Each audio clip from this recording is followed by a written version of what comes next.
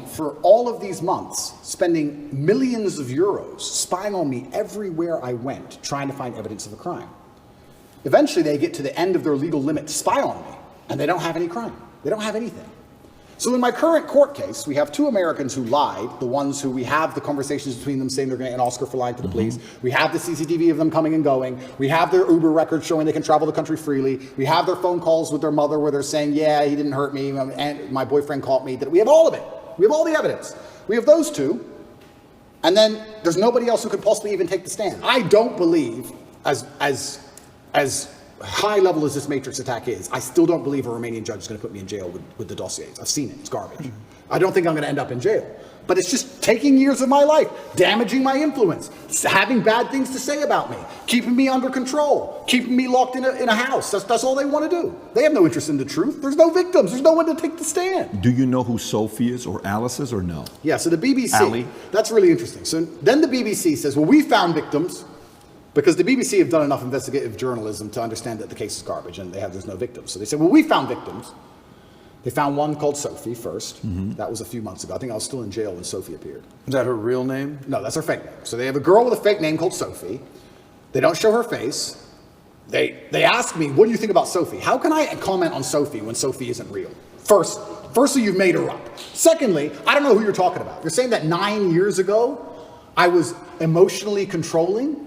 That is the most subjective garbage accusation. What does that mean? 9 years ago, I said you shouldn't party with those guys in the club. Is that what I said? I don't know what I said. I don't know who she is, if she exists at all. And they're saying 9 years ago, you were emotionally controlling. Sophie said so. Who's Sophie? We're not telling you. What's emotionally controlling mean? We're not telling you. What comment do you want me to? If this person even exists, which they don't, then I destroy the BBC, make it very clear to them that Sophie doesn't exist, on repeat, because she doesn't. And 2 days later, Alice appears.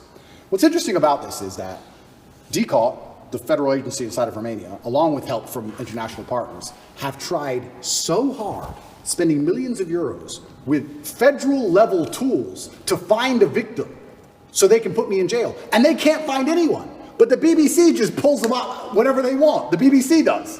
Where do these people come from? And I say this every single time. If anybody believes they've been wronged, male or female, by me, go to the police. Go to the police. I encourage you to go to the police. All these people say we don't want to go to the police. We just want to stay on the news. What, is that because you're not real? Is that why? That's pretty convenient. I mean, I thought I was a bad person. Why don't you go to the cops? Oh, because you have no evidence and it doesn't exist? That's why. Are all these accusers in the UK, not even in Romania? Not even in Romania. So Sophie and Alice are supposedly both from the UK. And Alice's story To correct, it's not Alice. I said Alice, it's Evie. Evie or Evie or something like that. Evie. It's all made up names. It's all made up names. Yes. So Evie, we could call whatever name we want. But yeah, Evie is saying 13 years ago I choked her or something. Yeah. By the way, when is the 6-month time limit? End of this month. Okay.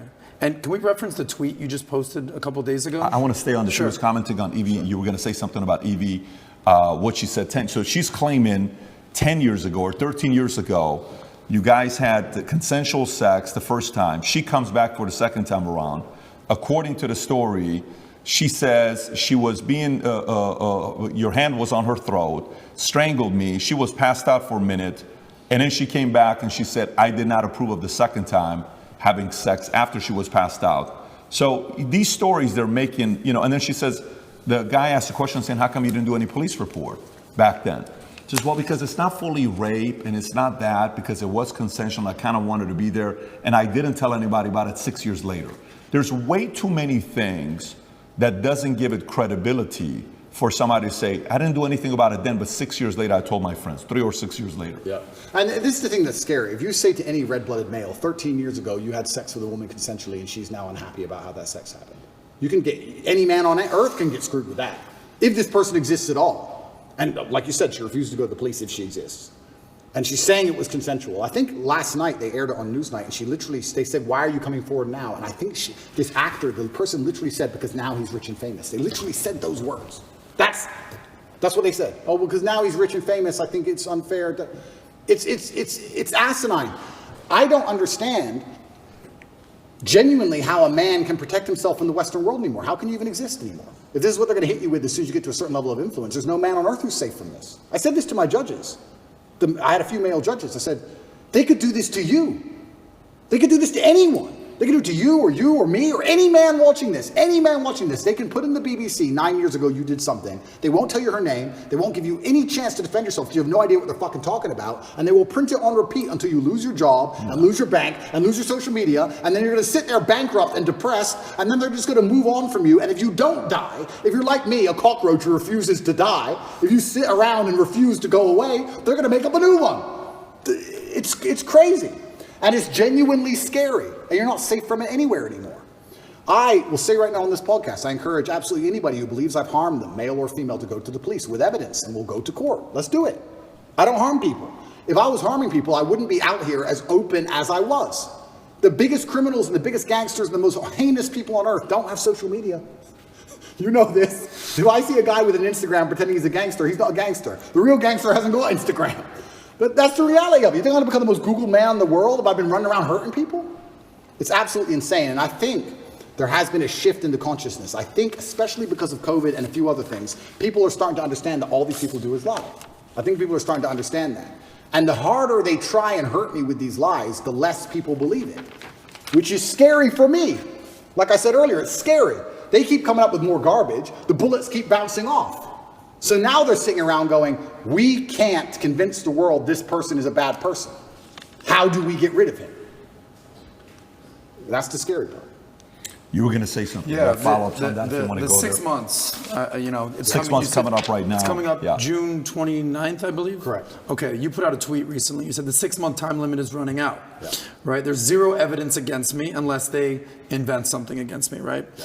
And then you ask a poll. You said if they charge me with an empty bullet and it still takes a year to beat it and it allows them to save face, they're hoping that the world will basically forget about all this. Yeah. What do you think they will do? And you gave people 3 options. Option 1, let me go.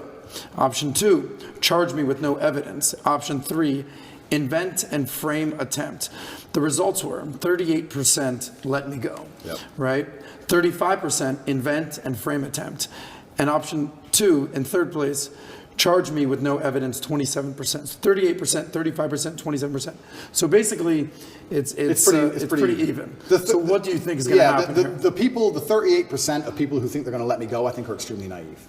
I go to sleep every night. Every morning, I wake up instinctually at 5 a.m. because that's when they raid your house. I wake up at like 4:59. I just fucking shoot up because they busted my house 3 times now. It's not nice to have a bunch of men with guns bust in your house. It's not a nice experience. So every single morning I wake up expecting them to just turn up again with something else and drag me back to a prison cell. Who knows what? They'll just make it up. But the fact they made up this particular crime is because it's a hit piece and it's a slander on my reputation. If they would have done the same thing, let's say for tax evasion, would anyone care? No. Oh, rich guy didn't pay a piece of paper. No one cares. We have to hurt his name. Human trafficking. Think about that. I said this to the judge.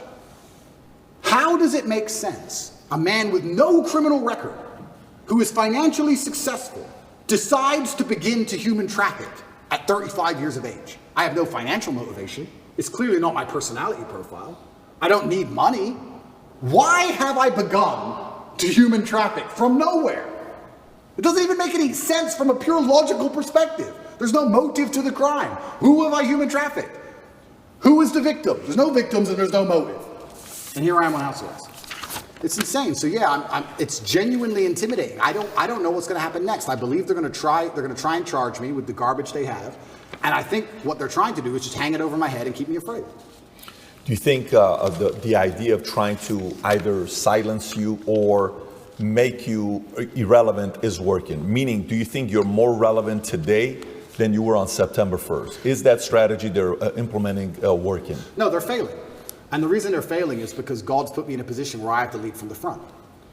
I think that in the days of old, when politics used to mean something, I believe in politics as long as the leader of the country charges on his horse at the enemy at the front. Then you're allowed to be king. Then I'll listen to your laws. That's politics. When you send other people's kids to die in a war and you sit on your ass, that's not politics to me.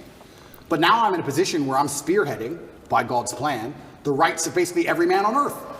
They could do this to anybody. So I think any man with a brain who's thinking is looking at my position and going, they could hit me or my friends or my son or my dad the same way they're hitting this guy. And that builds a degree of affinity amongst my audience. So no, they've failed. They failed and they've made a hero out of me, which is what I'm actually scared of. I am scared by the incompetence of my enemy. I am scared by the fact that they are failing so monumentally. If they had been half successful with the cancellation, none of this would have happened. If the cancellation made me an obscure internet personality, it'd be over. If I would have just allowed them to beat me, none of this would have happened. But I beat them. And that's the problem. Now I'm sitting here going, okay, well, after I beat you,